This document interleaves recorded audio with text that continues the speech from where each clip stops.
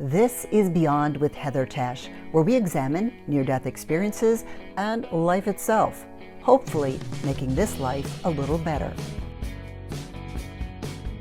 My guest today is Barbara Bartolome, and if you haven't listened to part 1, please do that first. Barbara told us some amazing things. Barbara, thank you so much for joining us. Thank you for inviting me. I'm happy to be here. Oh, it's so great to have you. You have such an incredible story. And I want to back up to your second near-death experience. When you were on the ceiling, you said it felt so familiar and it felt like you had known this being and this feeling forever. Could you talk a little bit about that feeling of eternity and help us to understand that more? Yeah. Well, when I was up there, immediately, all of the stress and distress that was happening when I was in my body was completely gone. So that was amazing in itself. But then this feeling of connection to this being that was next to me felt through, like, beyond my lifetime here, beyond many lifetimes. It literally felt like I had been a part of him and he'd been a part of me forever. And it just was so strong. And I just felt all of this love, connection, warmth, no judgment whatsoever, just love, just absolute love between this being and myself. And it was life-changing in that knowing that there isn't any judgment, knowing that there isn't any, when we do things that are wrong, I believe that that's growth for our soul. Hopefully we figure out that we did it wrong, we correct the situation. If we don't correct it in this life, I think that we have multiple lives, and I think that we come back and we do things in multiple lives and learn and grow our soul in many, many different ways. So all of the struggles that we have, even if we don't get them corrected in this life, I believe that we come back and we correct them in future lives as well. So for me, that being up on the ceiling was just this feeling of absolute acceptance and love, and I hadn't done, anything wrong, and didn't need to clear anything. It just was, I'm sure that I've done things in my life that I probably need to clear, but it was just this beautiful, wonderful, amazing love that you can't even comprehend. It just feels like a physical thing that wraps around you like a warm blanket, and you just feel like, just release of everything. And it just was so beautiful. I sometimes when I'm talking about my near-death experience, I kind of feel a little bit of that comes back to me in my recounting of my experience, and it's just incredible. It's beautiful. What was your faith before your near-death experience, and how did it change, if it did change afterward? Well, as a child, my parents didn't go to church. So I went to a little preschool at a Baptist church in West Salem, and I was probably like 4 years old or 5 years old when we were doing this preschool thing, because I don't think they even had kindergartens back then. And so what I did when I was about 5 was I would take my little sister, who was 3, and we would walk probably a mile, the two of us together, down to the Baptist church that I knew quite well because I was going to preschool and kindergarten there. And I would take my little sister down on Sundays and we'd go and sit through Sunday school. Well, it wasn't the church itself. It wasn't what they were doing in Sunday school. For me, the reason why I did it was that I felt this connection with God. And it felt to me like it was this place that I could feel a stronger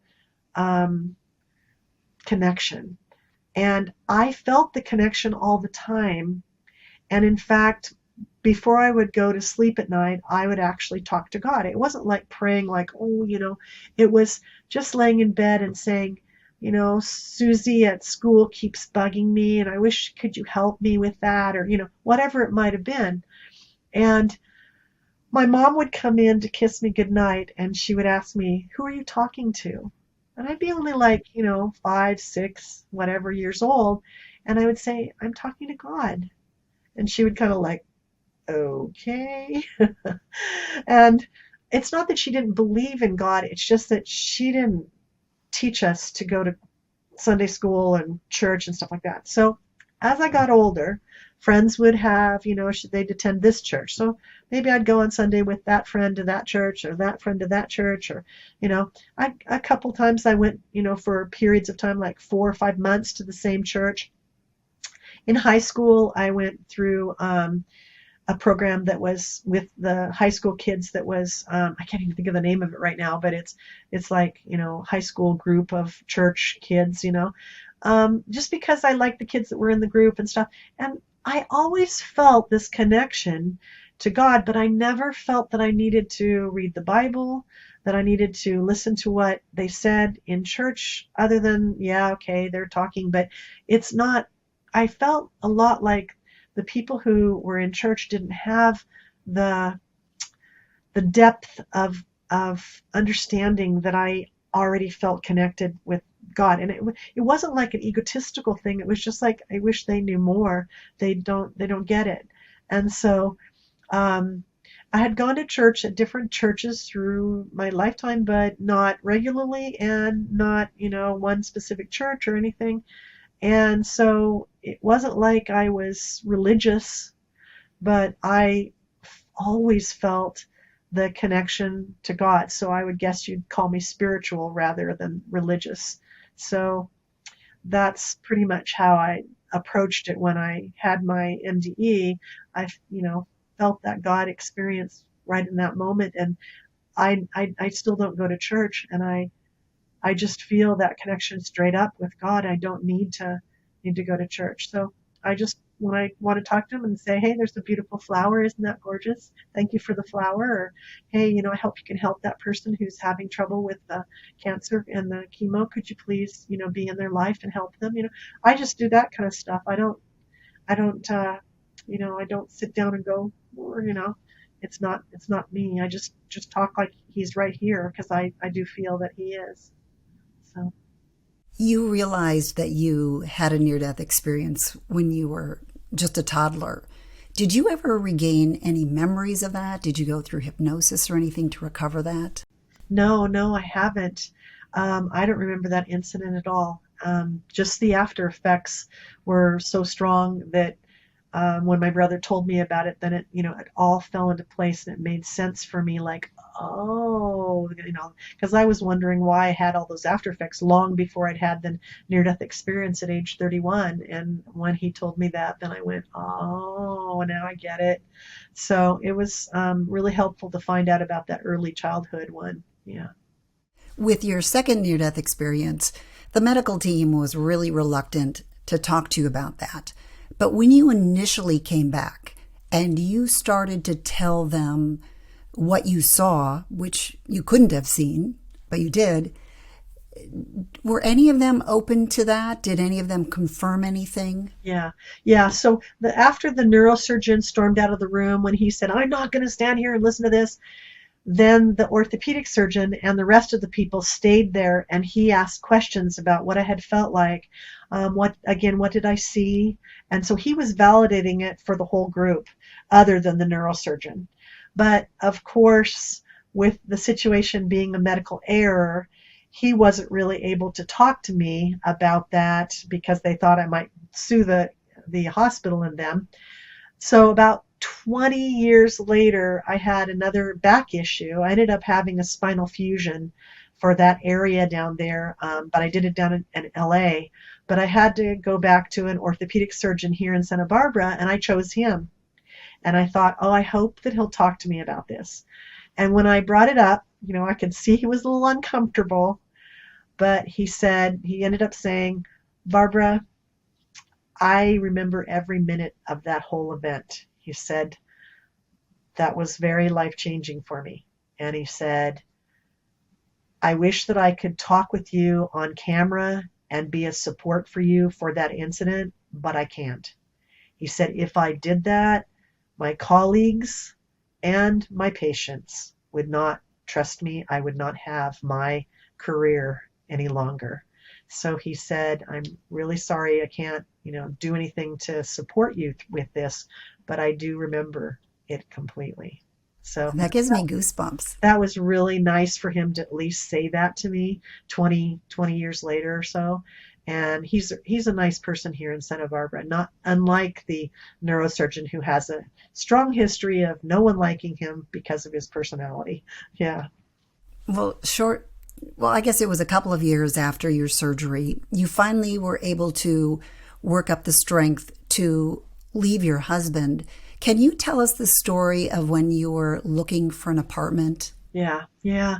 So it took me 3 years because of the time. At the time, I was so afraid of my husband. He had insured me really with a lot of, insurance, and I would be worth a lot if I died.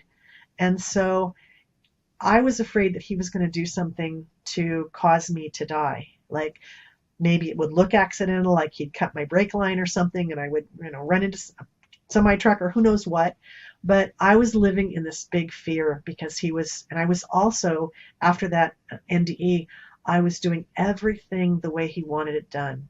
Like he was so specific. He was an engineer himself, and everything had to be exactly as he wanted it. So I lived for 3 years with my children, trying to keep everybody, the kids and myself, all within the range that he wanted so that he wouldn't blow up. Well, then he announced to me that he had to go on a business trip, and I thought, this is my chance.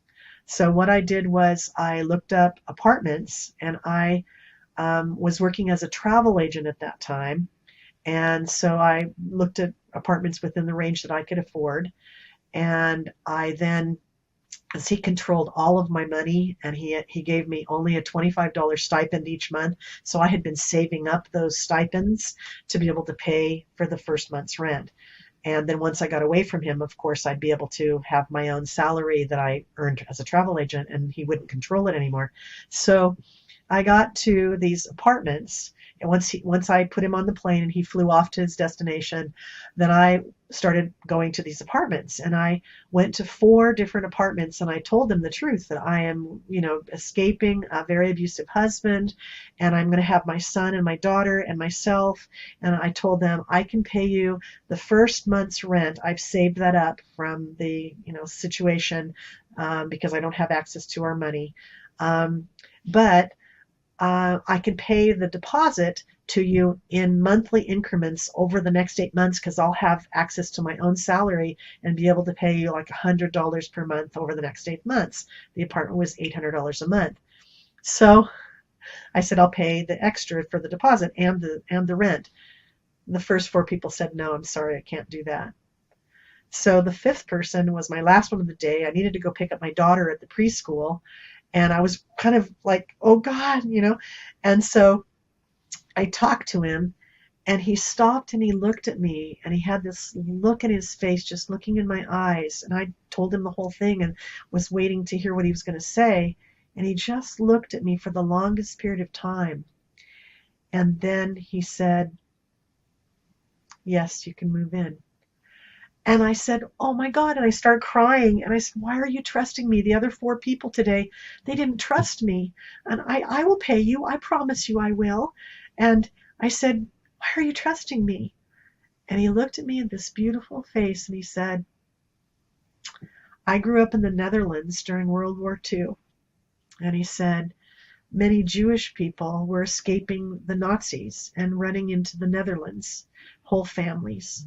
He said many times people would knock on our house door, and they would need a blanket, they would need food, they would need a place to sleep overnight, they would need a heavy coat. And he said my parents every single time did everything they could to help every family that knocked on our door. He said, today I'm helping you in honor of my parents.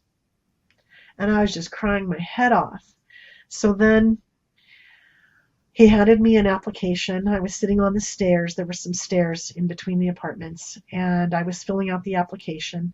And I heard this noise up above. There was a second floor up above me, and I heard this noise, so I looked up, and there was an elderly man who came out of his apartment.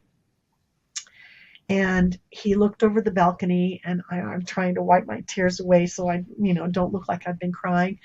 And he came around and came down the stairs behind me, and I turned and looked at him, and he said, he had a Latvian accent. He was from Latvia.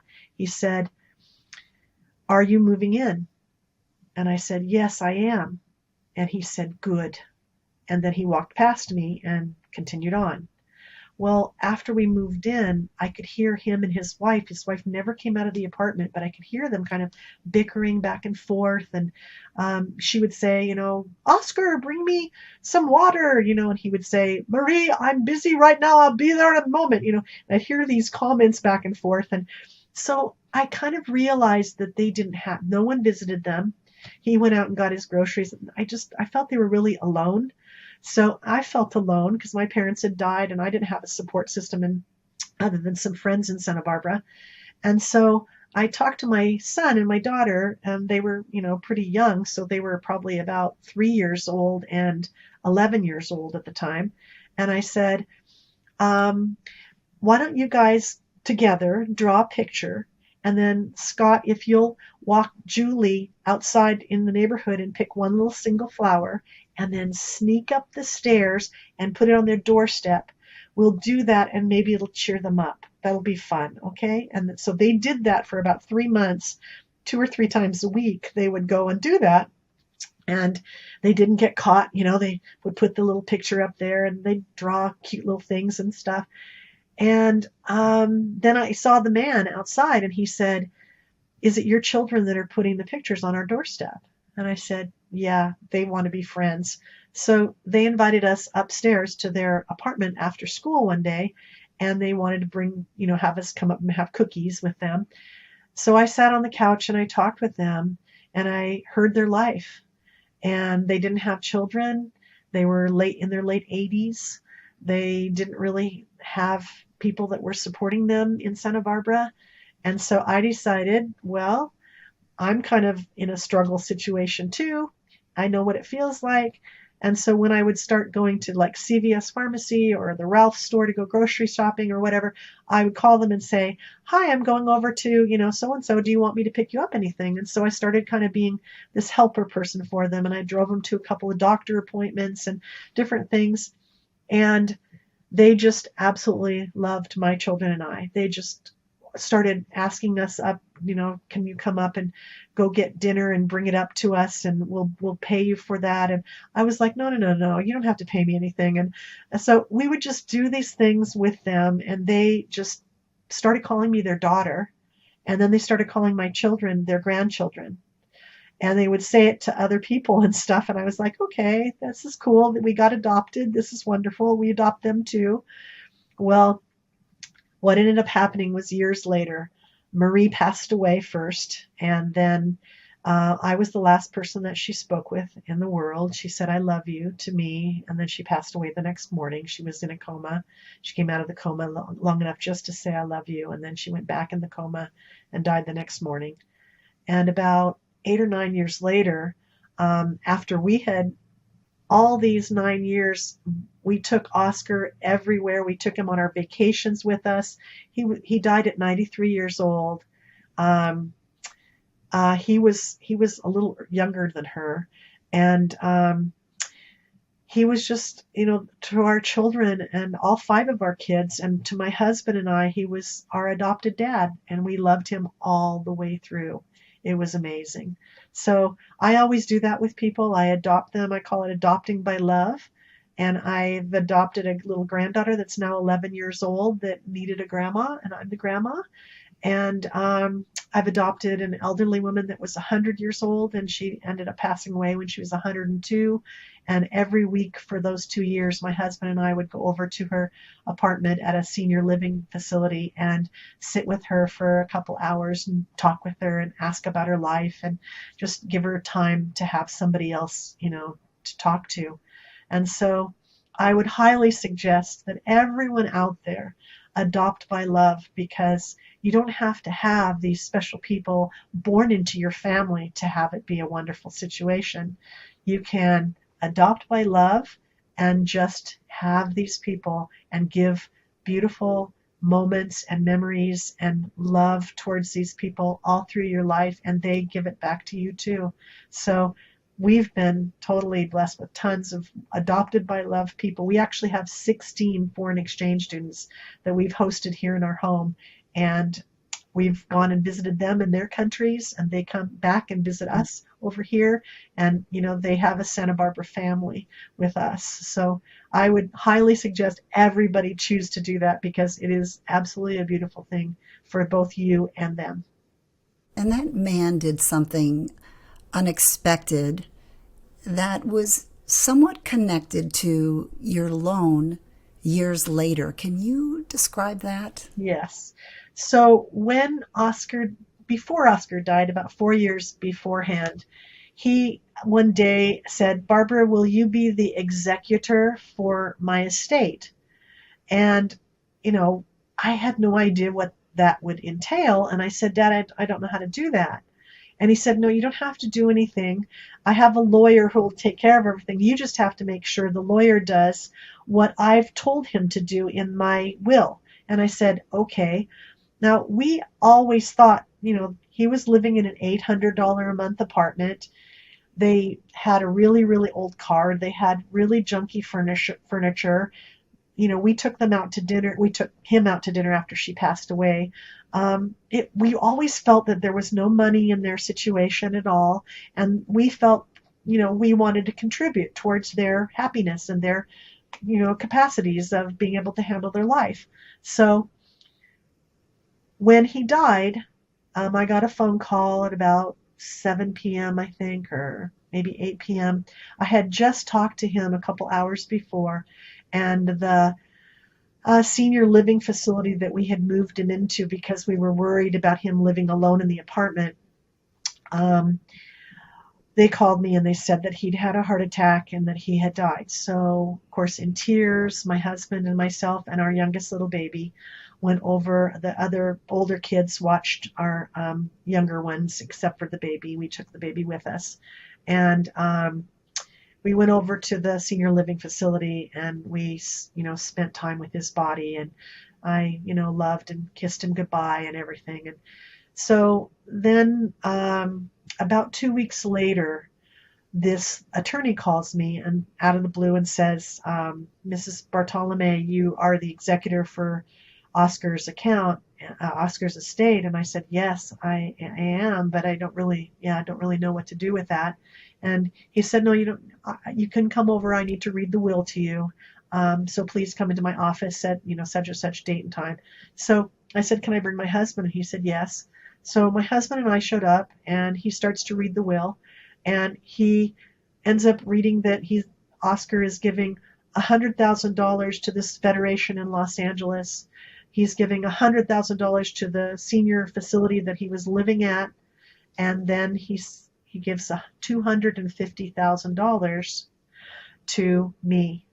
And I burst into tears thinking, my God, no, number one, we didn't even know he had anything, but number two, I don't want to be paid for having loved him.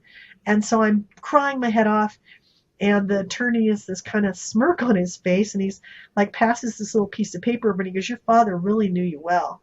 And it says in my dad's scratchy little 93-year-old handwriting, something like, "Barbara, my dearest, I want you to know that this is a gift from Marie and I for the value of all of the things that you've done in our life, and we want to be as valuable to your life as you were to ours. We love you so much, and please accept this as a gift from us for you and your family. Love, Dad." Okay, so then I'm, sobbing and I'm crying, and the attorney says, well, I have an obligation, legal and moral, to give you that $250,000. But if you indeed don't want it, you can, of course, give it back to me as a gift. I think he was trying to make sense, like a joke or something. But of course, it was kind of like, okay. But that's what the bank person saw those years later when I went in to start that store. He saw that I had taken, I gave each one of our 5 kids $10,000 for their future college degrees. And then I took $200,000.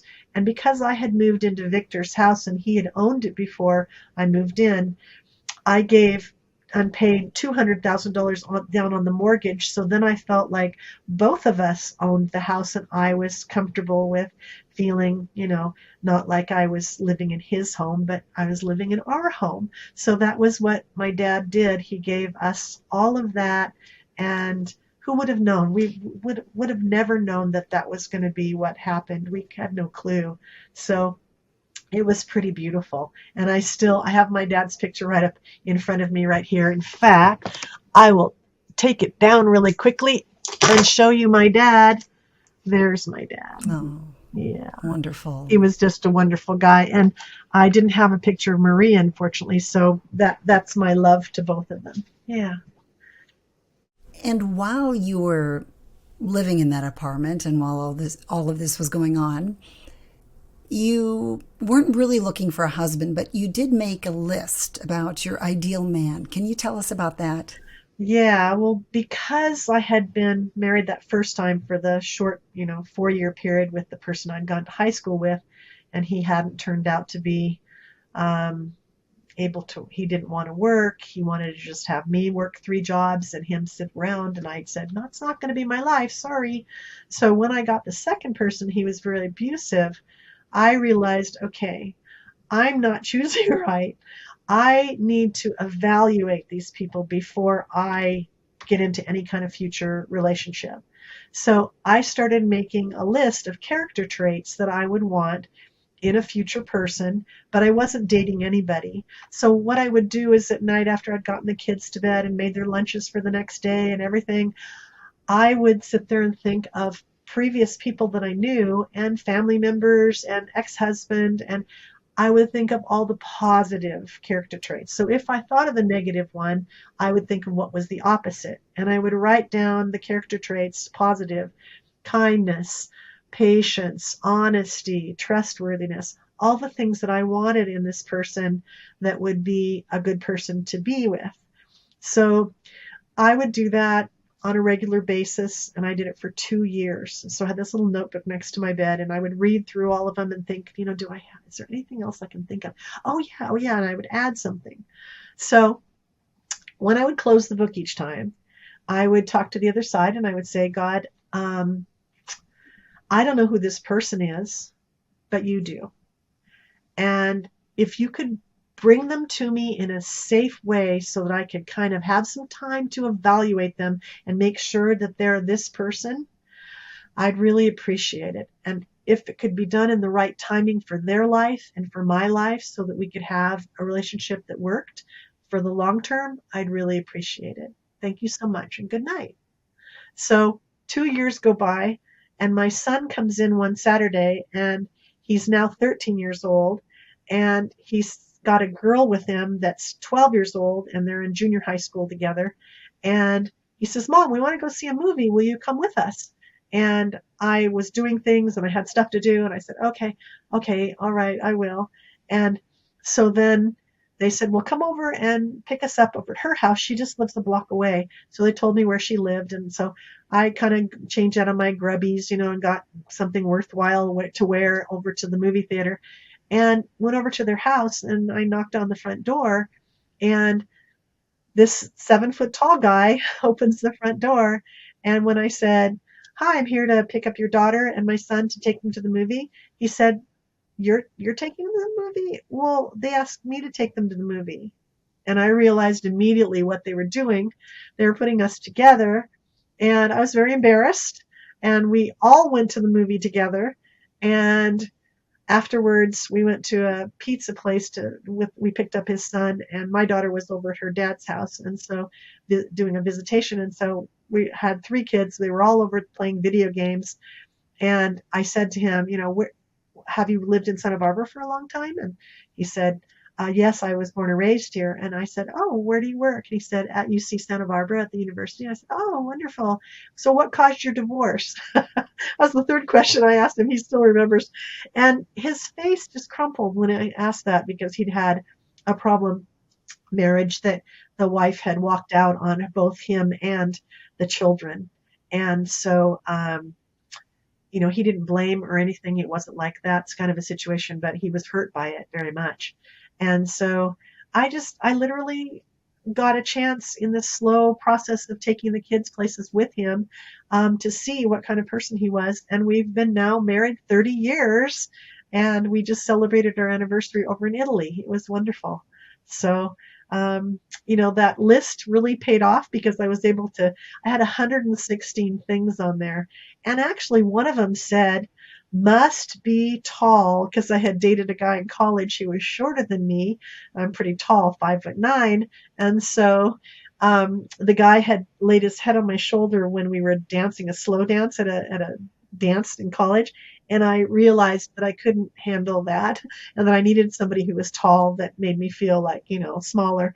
And so I put must be tall, but I think God has a really good sense of humor, because he put the 7-footer in my life. So that's pretty fun. But all the other things match too, all the honesty and integrity and all the things that I had listed down there. 30 years later, he's still the same good guy. Yeah. Oh, he must be incredible, because you're such a kind soul. So that's wonderful. Luckily, he's supportive of this kind soul and helps me and lets me do whatever I want to do, in volunteering and, contributing to others and giving things away and helping. He's really a good guy. Yeah. Takes a special person. Yeah. Well, Barbara, I still have more to hear from you. I know you have more stories and I have more questions, but let's go ahead and take that into part 3. Just a quick note for any of you that may be in an abusive relationship like Barbara was. I want to recommend a book. I'm not getting anything for this, but this was written by a dear friend of mine, Christy Paul. It's called Love Isn't Supposed to Hurt, and it may really help you out. So I'll put a link in the description. Thanks for joining me on Beyond with Heather Tesch. Please add comments and questions you'd like future guests to answer. Also, if you liked what you heard, please hit the thumbs up button and subscribe. That'll help keep this podcast going. You can also go to Beyond with Heather Tesch to look for more episodes.